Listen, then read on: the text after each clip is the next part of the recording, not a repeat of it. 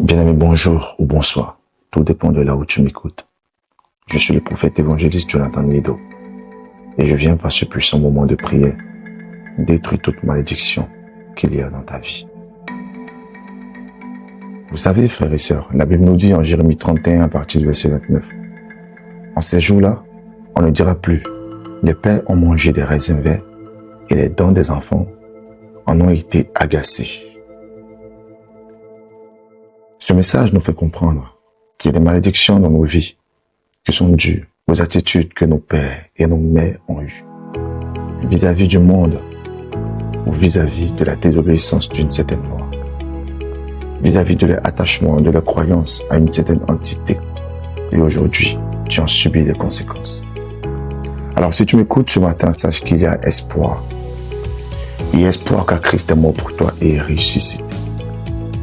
Il y a espoir car l'Éternel m'a donné cette puissante prière pour toi, afin que tu puisses sortir du cycle de cette malédiction, afin que tu puisses sortir du cycle de ce malheur et de cette malchance. C'est pourquoi tu diras après moi maintenant, Père, ce sont mes pères qui ont mangé des raisins verts. Ce sont mes mères qui ont mangé des raisins verts. Ce sont mes ancêtres qui ont mangé des raisins verts. Je ne suis en aucun cas coupable de leurs attitudes. Je ne suis en aucun cas coupable de leur mauvaise voie. Je prie, Saint-Esprit de Dieu, que tu viennes avoir compassion de moi, afin de retirer le couvert de la malédiction sur ma vie, afin de retirer le chapeau de la malédiction sur ma vie. Il n'y a que toi seul qui puisse ôter cette malédiction infernale, qui depuis ma tendre enfance s'est abreuvé de mon sang, qui depuis ma tendre enfance s'est abreuvé de ma vie. Viens à mon secours au nom de Jésus. Et tu vas répéter après moi encore cette prière. Éternel, lorsque tu te lèves, tout se disperse. Lève-toi afin que le fléau de la malédiction dans ma vie, qui était mandaté pour s'accomplir dans mes jours jusqu'à la fin de ma vie, soit ôté au nom de Jésus.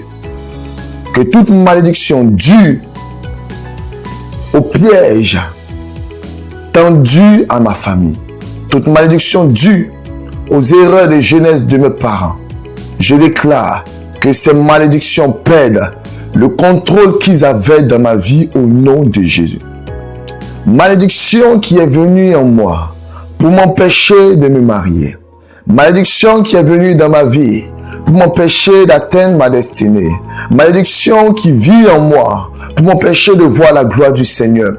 En ce matin, je viens par la parole du Saint-Esprit de Dieu me séparer de toi, car la parole de l'Éternel est semblable à une épée à double tranchant, capable de séparer corps et âme, jointure et moelle. Je sépare mon âme, je sépare mon esprit, je sépare ma vie de toute malédiction. Au nom de Jésus-Christ de Nazareth, par la puissance de mon Dieu, je suis victorieux. Amen.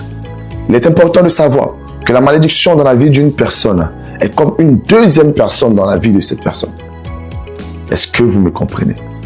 Une personne qui vit sous l'emprise de la malédiction est en fait en train de vivre sous l'emprise d'un autre être dans sa vie. Car la malédiction est un esprit qui prend le contrôle de ta personne et qui te fait vivre en fonction de ce qu'il est. Je t'explique. Cet esprit en toi est un esprit méchant qui, lui, ne fait que vivre des circonstances de malheur et de malchance. C'est là sa soif et c'est là qu'il tire sa puissance.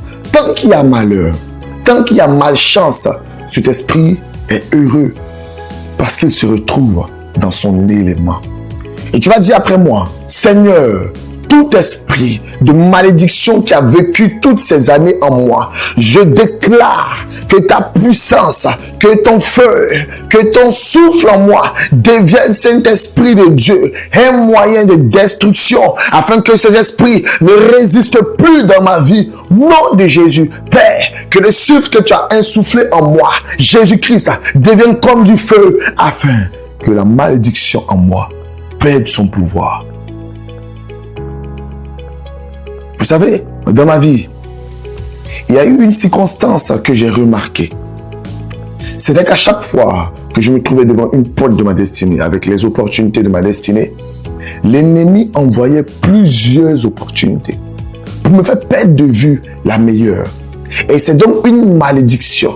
Tu vas constater que lorsque tu es en face d'une bonne solution, tu es en face d'une réponse ou d'une situation qui viendra te rendre heureux, l'ennemi enverra d'autres choses pour te faire perdre de vue ton bonheur.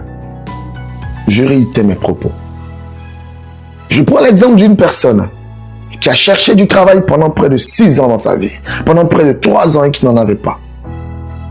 Le jour où l'Éternel lui fait grâce, pour qu'on fait, une entreprise l'appelle, ou encore qu'une personne puisse lui faire savoir qu'il y a une opportunité qui peut lui être favorable. Ce jour-là, l'ennemi va relâcher plusieurs opportunités en face de cette personne. Et à 85%, les humains prennent la mauvaise décision. C'est une malédiction. Elle doit être brisée. Dis Seigneur, je brise toute malédiction dans ma vie qui me pousse à prendre les mauvaises décisions. Je brise toute malédiction dans ma vie qui me pousse à prendre les mauvaises décisions. Lorsque je suis sur le point de prendre la bonne décision, d'avoir le bon résultat, l'ennemi relâche des chiens qui viennent comme des opportunités dévorer ma vie, dévorer mon bonheur, dévorer cette solution, dévorer cette réponse que j'étais sur le point d'avoir.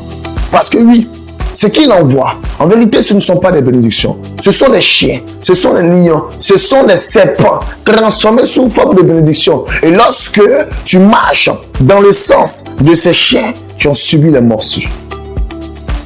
Et ça fait très mal.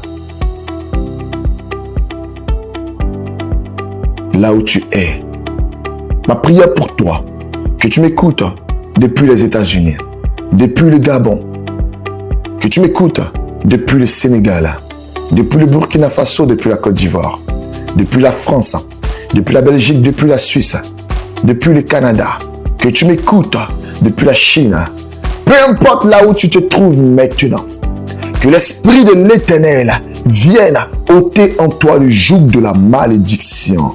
Malédiction, tu ne résisteras point à cette prière. Tu ne résisteras point à ce que l'Éternel veut faire dans la vie de ses enfants. Tu ne résisteras point à la gloire de l'Éternel qui est prêt à se manifester dans leur vie. Au nom de Jésus. Shalom à tous.